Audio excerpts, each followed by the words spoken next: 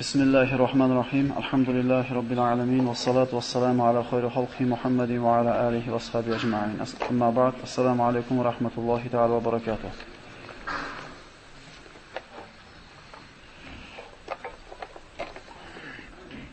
Ana rizqqa baraka kirishi sabablari yoki rizq sabablari degan darsimizdan siz bilan biz mana kechagi suhbatimizda 3-dars sila rahimni ko'rib chiqqan bo'ldik. Sila rahim shunday bir amalki, bu mana qaytib aytyapmiz.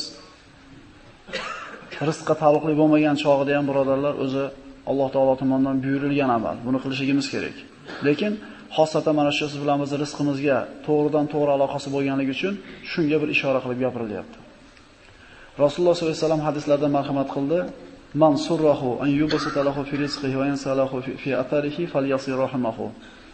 Kim rizqini keng bo'lishligini va umrini barakotli bo'lishligini xohlaydigan bo'lsa yoki shu ish uni xursand qiladigan bo'lsa, qarindosh urug'chilik aloqalarini tikkalasin, silay rahm amalini qilgan bo'lsin dedi. Mana shu hadisning o'zi rizqqa to'g'ridan to'g'ri aloqasi bor ekanligiga dalolat qiladi silay rahmdan. Mana silay rahm qarindosh urug'larning holidan xabar olishlik avvalambor mol bilan bo'ladi. Ya'ni qo'limizda bir dunyomiz yetarli bo'ladigan bo'lsa, ularga bir moddiy yordam berishlik ana shu sila rahmning eng birinchi ko'rinishi. Undan keyingi ko'rinishi bu avnu alal hoja, ana shu bir ehtiyoji bo'ladigan bo'lsa, hojati tushadigan bo'lsa, shu hojatini bajarishlikka yordam berishimiz. Yoki bidafiz zarar, ularga bir qarindosh urug'larimizga bir zarar kelayotgan bo'lsa, shu zararni qaytarishligimiz sila rahm qilayotganligimiz. Yoki bo'lmasam, ularni ko'rganda bi taloqatil vajh deyiladi, tabassum bilan kutib olishlik. Ularni ko'rganda xursand bo'lganimizni izhor qilishlik. Shu ham sila rahmda bir ko'rinishi bo'ladi.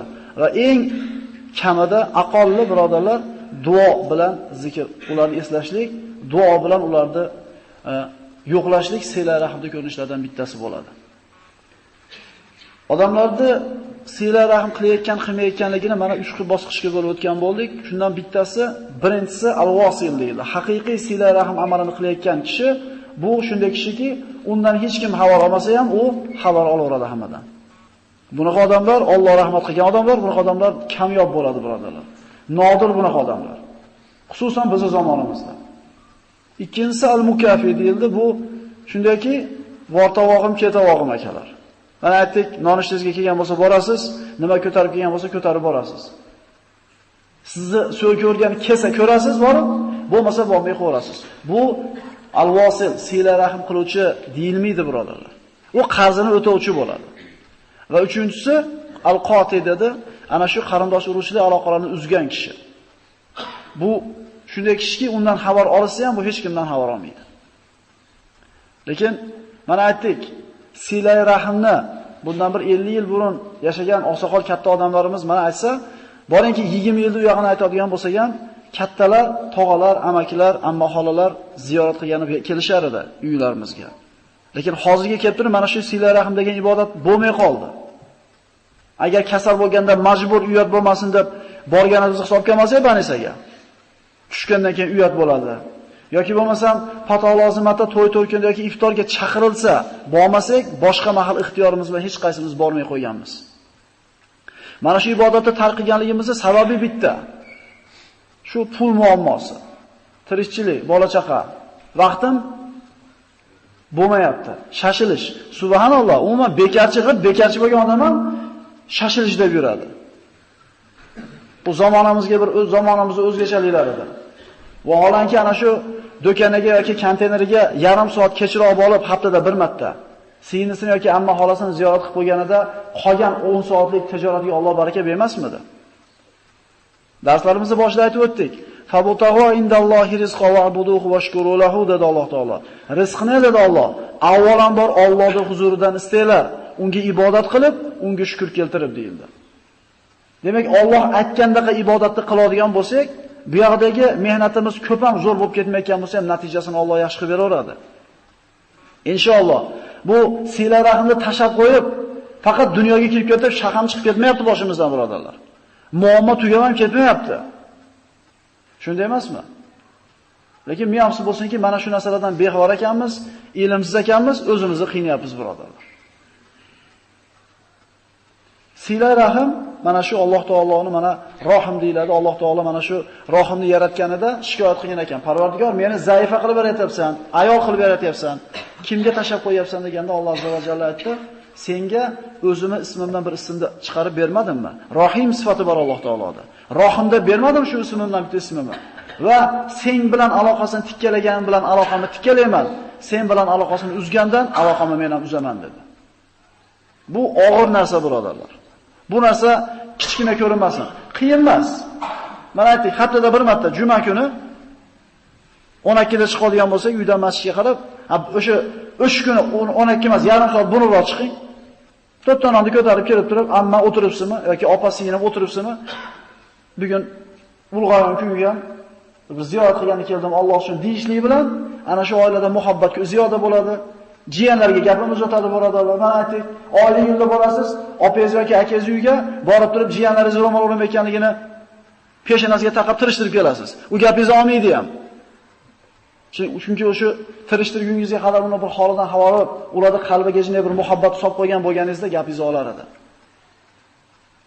Bugungi suhbatimiz istig'for va tavba degan mavzu bo'ladi.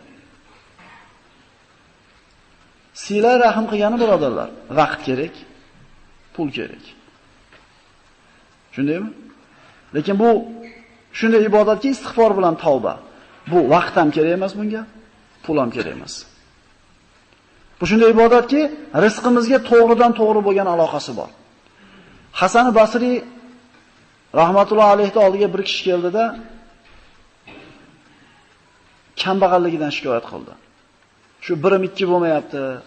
Hech bir to'tosam to'play olmayapman, qarzimdan qutula olmayapman deganda istag'firillah, Allohga istig'for ayting.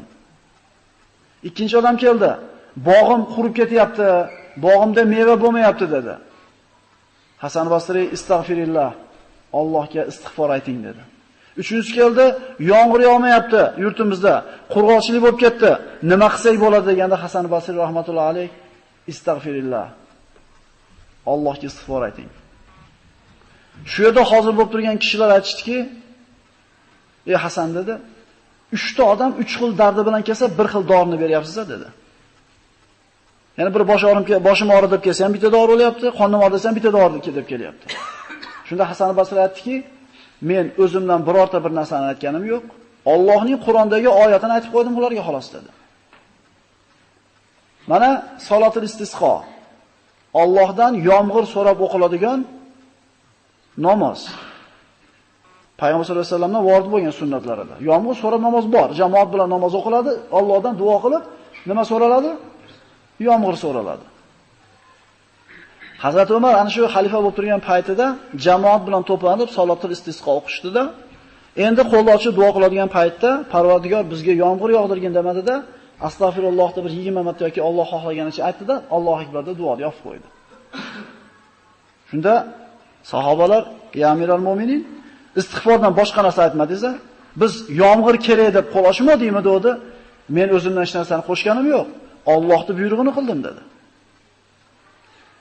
Yomg'ir yog'ishligiga, rizqqa baraka kirishligiga, qurg'oqchilikka, kambag'allikka birodarlar, nima dori bo'lyapti?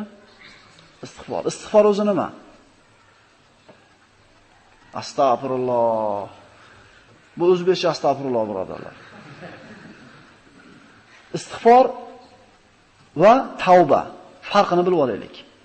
Istig'for inson qilib o'tgan gunohlarini Allohdan kechirishligini so'rashligi istig'for deyiladi. Tavba bilan nima farqi bor unda? Ulamolar aytadi, tavba kelajakda qiladigan gunohlarini oldini olib turib nima qilishlik? Istig'for aytishlik.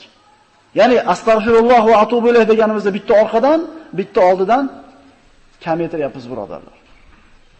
Ya'ni tavba qilishligimiz kelajakda albatta gunoh qilishligimizni bir e'tirof qilganimiz birodarlar. Biz bandamiz, biz ojizmiz. Shunday emasmi? Hadislarda keladi. Agar sizlar gunoh qilmay qo'ysanglar, Alloh sizlarni ketkizib, gunoh qilib tavba qiladigan bandalarni keltiradi deydi. Ya'ni biz begunoh bo'la olmaymiz birodarlar. Palonchimi? Bilamiz bunaqa ishlarini degan paytda esimizdan chiqmasin. U ham odam. Kullu ibn adam xato dedi Rasululloh. Odam bolasi borki xato qiladi. Hamma xato qiladi. Xato qiluvchilarda eng yaxshisi tavba qiluvchisi. Biz begunoh bo'la olmaymiz. Alloh taolo bizni begunoh bo'linglar degan emas. Chunki iloji yo'q bu narsani. Lekin Alloh taolo banda imkon darajasida gunoh qilmaslikka harakat qilib, bilib bilmasdan qasddan beqasd gunoh qilib qo'ygandan keyin o'zini ojizligini tan olib, Parvardigorini kechirimli ekanligini zikr qilib, Allohdan kechirim so'rashimizni xohlar ekan. Pastligimizni tan olib Allohga yalinishimizni xohlar ekan, birodarlar. Tushunalingmi? Avvalda u bilamiz uni mana ishlari bor. U anaqa odam, anaqa deyotganda o'zimizga ham qaraylik ozgina. Istig'for, avval qilgan gunohlarimizdan Allohdan kechirim so'rash, tavba kelajakda bo'ladigan gunohlarimizdan kechirim so'rash. Masalan, bir ikki derazani ochib olsanglar, ozgina havo kiradi. Ozgina.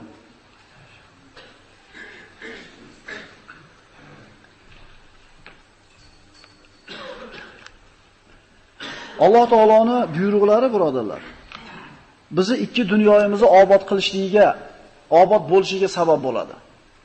Modomiki siz bilan biz kitob va sunnatda mahkam ushlar ekanmiz, albatta saodatga yetishmay ilojimiz yo'q. Chunki bu kitob, birodarlar, hudallil muttaqin deyilgan. Mana qaytib aytyapmiz.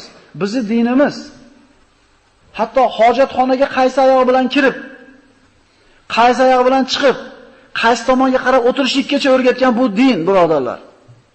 Oyoq kiyimingizni qaysinisidan yechib, qaysinisidan kiyishga o'rgatgan din. Yotayotganda qaysi tomon bilan yotib, nima deb yotishlikkacha o'rgatgan din. Shunday bir oddiy mayda ishlarda yo'lini ko'rsatgan islom, pul topish yo'lini o'rgatmagan deysizlarmi? Lekin men afsus bo'lsinki, ayni islom mana shu pul topishni o'rgatgan xonasini qo'yib turib, o'zimizni bilgan ishimizni qilyapmiz.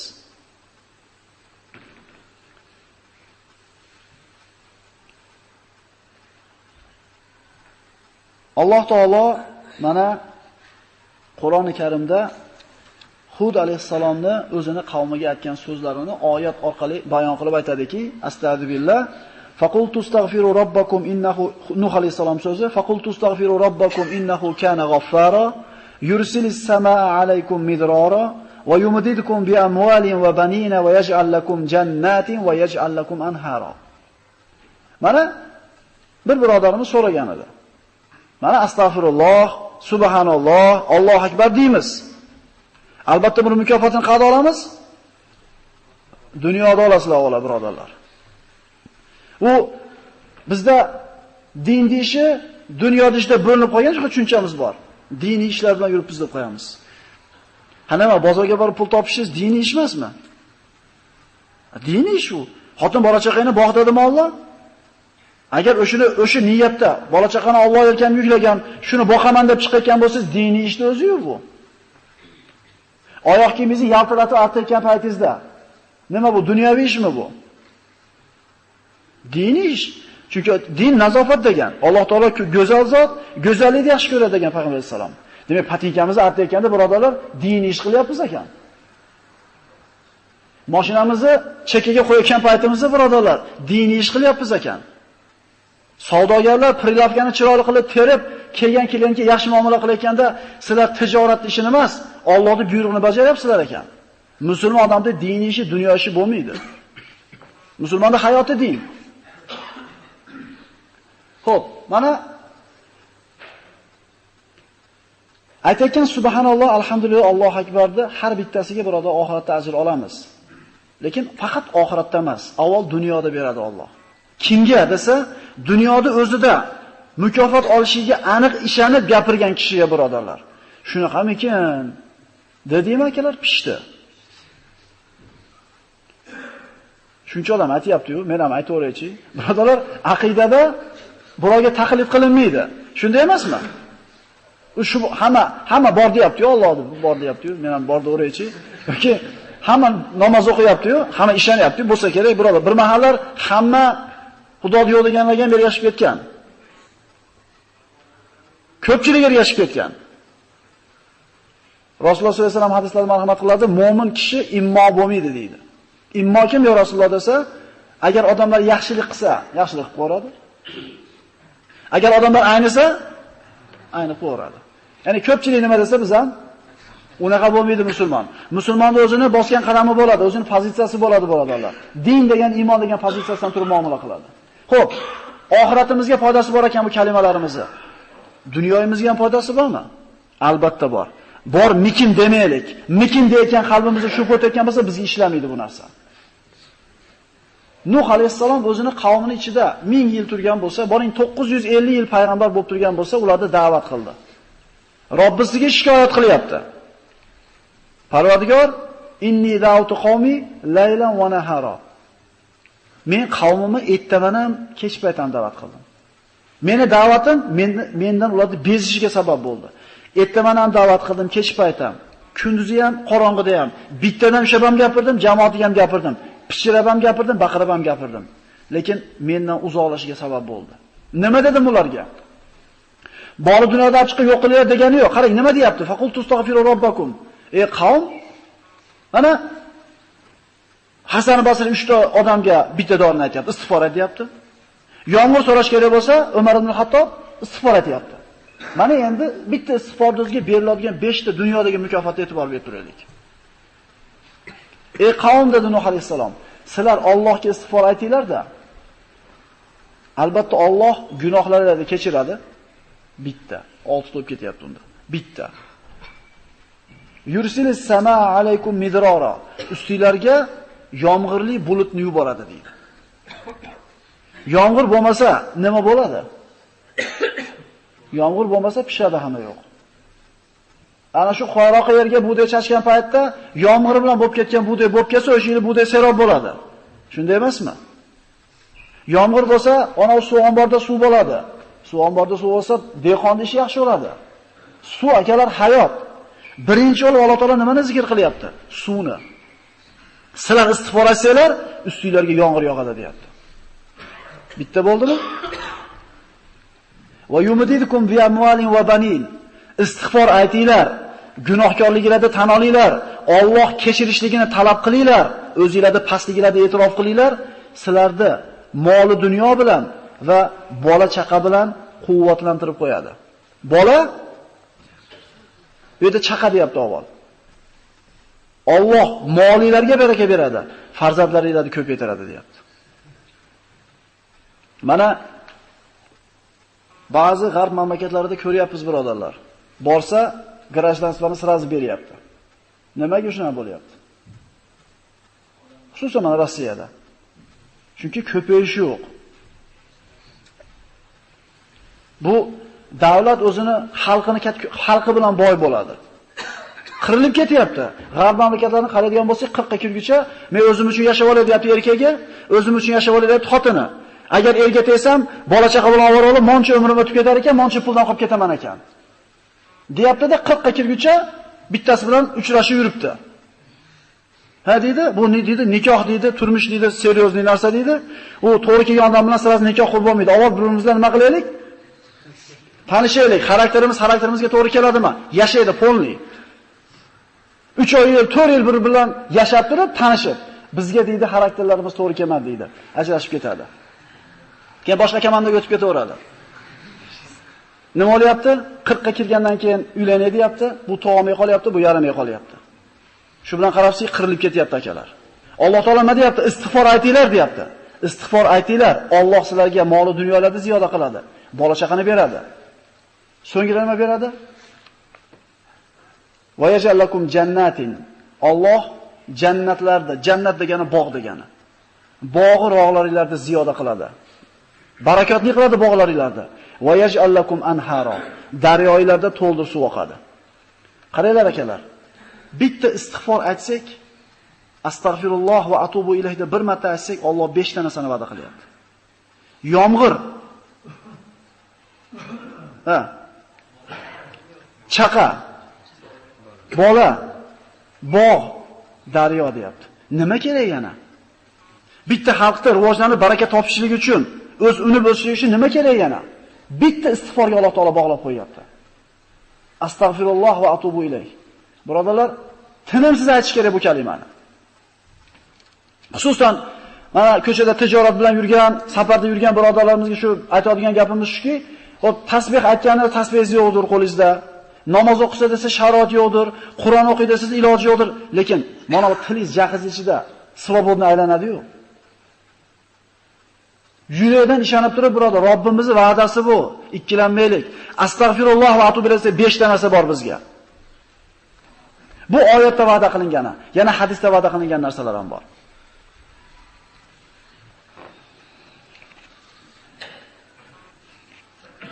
Demak, Hasan Basri 3 ta kasal bilan kelgan odamga istig'for eting deganda haq bo'lgan ekan u kishi. Bog'im qurib dedi, kambag'al bo'ldim dedi, yomg'ir bo'lmayapti dedi, ucharasiga nima dedi? Istig'for aytdi. Demak, haqida ekan. Umar ibn Hattob Parvardigor yomg'ir ber demasdan astagfirulloh atubu ilayhi Allohu akbar deb qo'ydi, u ham haq bo'lgan ekan. Istig'for aytaveraylik-da.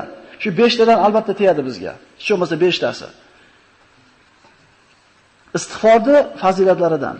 Mana Imom Ahmad kitoblarida keltirilgan hadisda Abdulloh ibn Mas'ud rivoyat qilgan, qala Rasululloh sollallohu alayhi vasallam: "Man aktaral istig'fara ja'alallohu lahu min kulli hammin farajan va min kulli dhiqin makhrajan va razaqahu min haythu la yahtasib." Akalar, shior qilib olaylik shu hadisda. Qaranglar. Bu yerda 5 ta narsa va'da qilindi oyatda. Hadisni qarang. Rasululloh aytadi, kim istig'forni ko'paytirsa, aksara. Ko'paytirishlik degani. Biz sanaymiz u. Sanamay qo'yaylik-da. Sanasak ko'paytirganga o'xshab ketamiz. Bo'ldi, bugunga yetadi. Bugun 200 ta aytib qo'ydim. Qora suvchilar qora suvga ketgunicha hali qurib ketgudi, quloqni o'chirib turib 15 minut etsangiz, 15 minutda bilasizmi necha marta astagfirulloh deysiz. Endi 2 soat erta bekitib chiqib ketavering konteyneringizga. Alloh berib qo'ydi o'sha 2 soatligini ham bu yoqda. Chiqib kelayotganda necha marta astagfirulloh deya olasiz. Nimaga demaymiz shuni? Nimaga demaymiz? Mana shu qurib ketgudi, quloqni buramasak, birodarlar, rizqimiz tepayadi. Mana kechagi darsda aytdik. Inson o'ziga kelayotgan rizqni gunoh qilib to'sib qo'yadi tevadan deyildi. Bu sahih hadislarda kelgan. Gunoh qilyapmizmi? Rizqimiz tepayadi, birodarlar. Biz rizqimizga taalluqli demasak, tiyila olmayapmiz gunohdan. Bizga albatta cho'ntagimizga zarar bo'lishi kerak bu narsani. Kim istig'forni ko'paytirsa, Alloh bu kishini har qanday g'amini yechib qo'yadi. Bu sahih hadis, yana qaytarib aytaman. Har qanday g'amini Alloh hal qilib beradi va min kulli ziqin mahrajan, har qanday torlikdan chiqib ketadigan keng joyni ko'rsatib qo'yadi. Nima kerak yana? Problemingizni hal qilib bersa, tupidan chiqarib qo'ysa. Nima evaziga bor yo'g'i? Bor yo'g'i, faqat til bilan aytishmas bu. Siz o'zingizni pastligingizni Allohning oldida, gunohkorligingizni tan olishligingiz uchun berilyapti bu narsa. U faqat astagfirulloh deb qo'yish bo'lsa, bu bo'lmaydi. Quruq til bilan aytganga bu albatta ajr olasiz, lekin va'da qilingan narsaga yetish uchun yurakdan bo'lish kerak. Mana istig'for qilingan gunohlarni kechirishligini so'rashlik. Mana avvalda qilgan gunohlarimiz bor. Alloh kechirishligini xolasak, ulamolar 3 ta shart qo'yadi. Bir gunohingiz bor edi, shu gunohingizni Alloh o'chirib tashlashini xolasangiz, 3 ta ishni qiling deydi ulamolar. Birinchisi, shu gunohdan tiyiling. Araxo'r bo'lsangiz, benamoz bo'lsangiz, sutxo'r bo'lsangiz yoki qimorboz bo'lsangiz, shu ishdan tavba qilmoqchi bo'lsangiz, to'xtating birinchisi. Ikkinchisi, yurakdan afsus, nadomat cheking shu ishni qilganligingizga. Va qaytib qilmaslikka Allohga ahd bering, qilmadim deging ishni. Men hech qachon aroq ichgan emasman. Men hech qachon benamoz bo'lgan emasman. Men esimni tanigandan beri namoz o'qiyman. Siz haqsiz. U odam boshqa endi. Sen qayerda ko'rgansan meni ichganimni? Birodarlar, Alloh kechaman deb turganda bandasi kim u pesh qilgani? O'shuning uchun Allohga qaytib qilmaslikka ahd berdingizmi? Namozni o'qiyapsizmi? Esdan chiqaring uni. Gapirmang uni, lekin matizda tursin. Allohdan qo'rqishlik uchun, birodarlar. Demak, istig'forni ko'paytirganda Alloh taolo g'amini hal qilib qo'yadi, mushkulini oson qiladi va bo'ldimi? Yo'q, albatta pulga taqaladi yana. Kutmagan joydan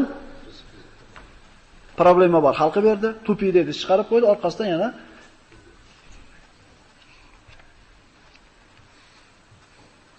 istig'forning sabablaridan. Istig'for bu avvalambor mana gunohlarimizni kechirishiga sabab deb aytdik. Va man ya'mal su'an aw yazlim nafsahu thumma yastaghfirullah yajidillahu ghafurur rahima. Kim bir Alloh taolo aytadi, yomon amalni qilsa yoki o'ziga zulm qilsa, so'ngra Allohga istig'for aytsa, Alloh uni gunohini kechirishligini albatta topadi. Mana muttafaqun alayh bo'lgan hadisda payg'ambar sollallohu alayhi vasallam aytadi, Iza aznaba abdun zamban faqala ay robbi, agar bir banda deydi, gunoh qilsa va ey Parvardigor, men gunoh qildim, meni kechir desa, Alloh azza va jalla aytar ekanki, bandam Robbisi borligini bildi. Gunohlarni kechirishligini bildi va istig'for aytdi. Kechirdim shu bandamning gunohini der ekan. Bir joyda dam olishi bir qilayotgan ishidan hamma safga turib namoz o'qiysa, bitta esli odam siz namoz o'qimaysizmi aka desa, "Ha men aroq ichmasam, zino qilmasam, men nima namoz o'qiyman?" deb o'zini farishta deb bilgan ekan birodarlar. Shunaqa odamlar ham bor. Bir akamiz aytib bergan edi, biror uyda bir ustachilik qilgan paytda aytgan ekan, "Senlar baring rasvosan, o'shuning uchun namoz o'qiysan. Meni gunohim yo'q, o'shuning uchun namoz o'qimayman." Shunaqa odamlar bor ekan birodarlar shahrimizda. Senlar ham men gunohing ko'pligi uchun namoz o'qiysan. Mana meni gunohim yo'q, o'shuning uchun namoz o'qimayman. Ana birodarlar, farishta qanaqa bo'ladi? Siz istig'for aytayotganingiz, gunohkorligingizni tan olayotganingiz, Allohning oldida o'zi pastligingizni tan olayotganingiz. O'shuning uchun Alloh taolo bir marhamati bo'lsa ajab emas. Demak, banda gunohini e'tirof qilib Allohdan kechirim so'rasa, Alloh kechirar ekan uni. Yana ozgina ochib yuboringlar shu derazalarda. Yana bir 5 daqiqa inshaalloh.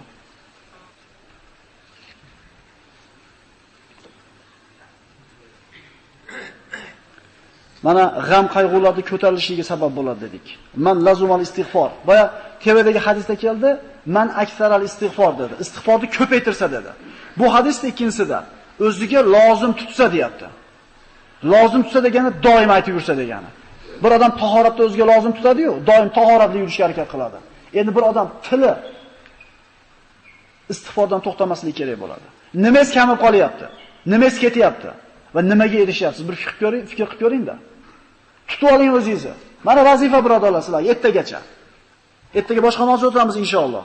Ertagacha vazifa sizlarga. Sinab ko'ringlar. Shunday qarasangiz tilingiz bekab turibdi-da. Astagfirullah bilan astagfirullah ketdi. Yana bir muddat aytdingizda, yana bir qarasangiz tutib oldingiz o'zingizni, til yana bo'shab qolibdi. 10 marta, 20 marta, 100 marta ushlaysiz bir kunda tilingiz to'xtab qolganligini. Tilimiz bilan topamiz ekan rizqimizni Alloh tomonidan. Lekin shu narsaga muhmal qaraymiz. Tushunali yo'lda vazifa. Necha marta o'zingizni istig'for etmayotgan paytda ushlab olar ekansiz. Istig'for insonlarning boshiga balo kelayotgan bo'lsa, shu baloni ko'taradigan amal. Fazilatlaridan. Va ma kana Allohu liyu'azzibuhum va anta fihim va ma kana Allohu mu'azzibuhum va hum yastaghfirun. Ey Muhammad alayhisalom, siz ularning ichida turar ekansiz, modomiki yo'shida ekansiz, Alloh ularga balo jo'natmaydi va Alloh balolamaydi bir qavmni modomiki ular istig'for aytib turishsa. Shaharning ustiga balo kelayotgan bo'lsa, suv bosishi, o't bosishi, yer qimirlashi kelayotgan bo'lsa, agar shahar ahli istig'for aytadigan bo'lsa, Alloh taolo bu baloni ko'tarar ekan. Boshingizga kelayotgan balo, mashinangizni urib olishingiz bormidi, pulingizni yo'qotishingiz bormidi, balomi bu? Istig'for etayotgan bandani Alloh taolo balosini ko'tarar ekan. Oyat bor birodarlar bunga. Mana yomg'irning yog'ilishligi, barakatli tushishligini aytdik. Insonning darajasini Alloh taolo ko'tarishiga dalolat qiladi. Birodarlar, mana qaytib aytyapmiz, o'zi-o'zidan bu musulmondan yelkasida bo'lgan amallar bajarish kerak bo'lgan. Lekin albatta rizqimizga aloqasi borligini aytishimiz kerak bo'lyapti. Rasululloh sollallohu alayhi vasallam avvalo oxirgi gunohlari kechirilgan zot men bir kunda deydi, bir hadisda 70 marta deydi, bir hadisda kuniga 100 marta istig'for aytaman deydi. Gunohlari kechirilgan Rasululloh sollallohu alayhi vasallamki 100 marta istig'for etgandan keyin biz insof qilaylik. Bu darslarimizda olinadigan xulosa, xotirjam hayot qanaqa bo'ladi? Beg'am yashash mumkinmi degan savol bilan boshlaganmiz bu darslarimizni. Rizqqa baraka kirsa, qalbimizga xotirjamlik kirsa, shu emasmi birodarlar? Biz istayotgan narsa. Bu Allohni rozi qiladigan yo'lga yurishligimiz bilan bo'ladi. 4 ta darsda o'tdik. Tavakkul, taqvo, silay rahim, istig'for va tavba. Eslab qoldik akalar. Tavakkul, qo'lingizdan kelgan sababni qilib turib, g'am qilmaysiz oxirini. Taqvo qilasiz, Alloh taolo 13 ta foyda berishini sanadik. Silay rahim qilasiz, umringizga, rizqingizga Alloh baraka beradi. Istig'for etasiz, yomg'ir beradi. Chaqa beradi, bola beradi, bog', anhor.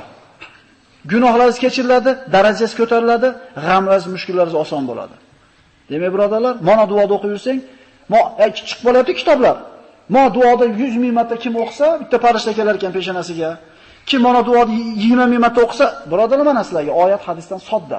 Endi qiyin emas, nimasi zo'r? Astagfirulloh va atubu ilayh.